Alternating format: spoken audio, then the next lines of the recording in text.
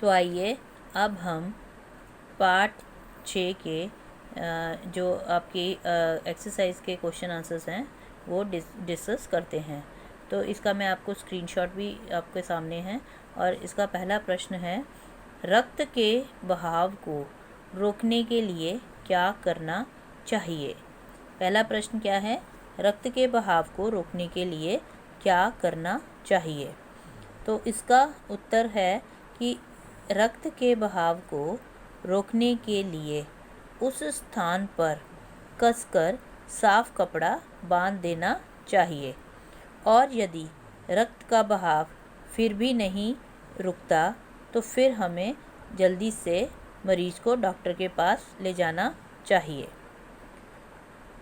अब दूसरा प्रश्न है इसका, खून को भानुमति का पिटारा क्यों कहा गया है। खून को भानुमति का पिटारा क्यों कहा जाता है।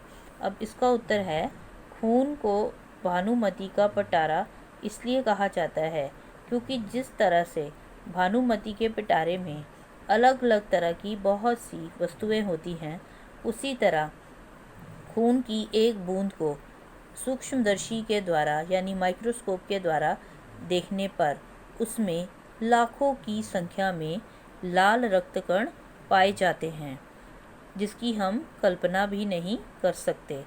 और इसके अलावा सफ़ेद कण और प्लेटलेट कण यानी बिंबाणु भी पाए जाते हैं। अब इसका तीसरा प्रश्न देखिए, अनीमिया से बचने के लिए हमें क्या क्या खाना चाहिए। अब जैसे कि मैंने आपको बताया था कि अनीमिया जो होता है वो किस लिए होता है। कई बार क्या होता है कि पेट में कीड़े होने से भी अनीमिया हो जाता है, और कई बार हमारे को पौष्टिक आहार की हमारे अंदर कमी होती है तो उससे भी हमारे को अनीमिया हो जाता है। तो यहाँ पे क्वेश्चन है, अनीमिया से बचने के लिए हमें क्या क्या खाना चाहिए।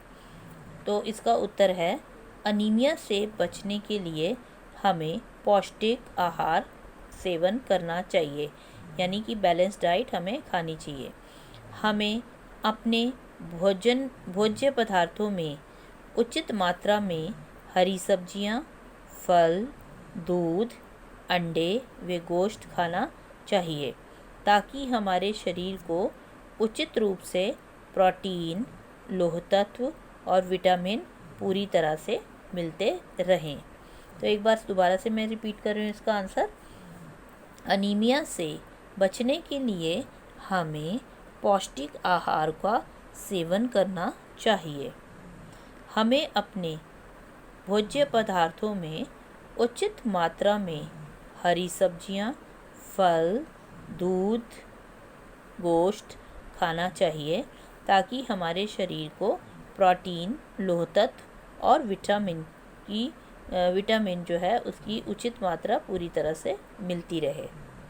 अब चौथा प्रश्न क्या है, पेट में कीड़े क्यों हो जाते हैं और इनसे कैसे बचा जा सकता है। अब इसका उत्तर है कि पेट में कीड़े जो होते हैं वो दूषित जल और खाद्य पदार्थों के द्वारा शरीर में प्रवेश कर जाते हैं। इनसे बचने के लिए हमें सफाई से बने हुए खाद्य पदार्थ ही खाने चाहिए और भोजन करने से पहले हाथ धोने चाहिए और साफ जल पीना चाहिए।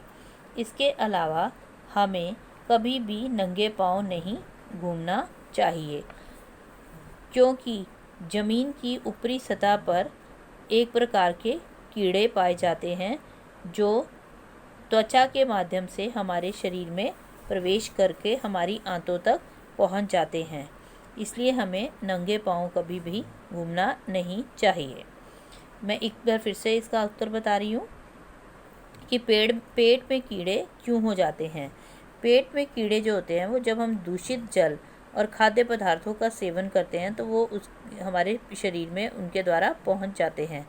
और इनसे बचने के लिए सफाई से बने हुए ही खाद्य पदार्थ हमारे को खाने चाहिए और भोजन करने से पहले भी हाथ धोने चाहिए और हमारे को साफ जल पीना चाहिए। इसके अलावा हमें कभी भी नंगे पांव नहीं घूमना चाहिए क्योंकि ज़मीन की जो ऊपरी सतह होती है उसके ऊपर एक प्रकार के कीड़े पाए जाते हैं और ये हमारी त्वचा के माध्यम से हमारे शरीर में प्रवेश करके हमारी आंतों तक पहुंच जाते हैं और इसलिए हमें नंगे पांव कभी भी घूमना नहीं चाहिए। अब 5वां प्रश्न आपका है, रक्त के सफ़ेद कणों को वीर सिपाही क्यों कहा जाता है? रक्त के सफ़ेद कणों को वीर सिपाही क्यों कहा जाता है? अब इसका उत्तर है, रक्त के सफ़ेद कणों को वीर सिपाही इसलिए कहा जाता है क्योंकि ये रोगों के कीटाणुओं को हमारे शरीर में प्रवेश करने से रोकते हैं और उनका डटकर मुकाबला करते हैं और ये हमारी बहुत से रोगों से रक्षा भी करते हैं। उसके बाद है छठा प्रश्न है, ब्लड बैंक में रक्तदान से क्या लाभ हैं?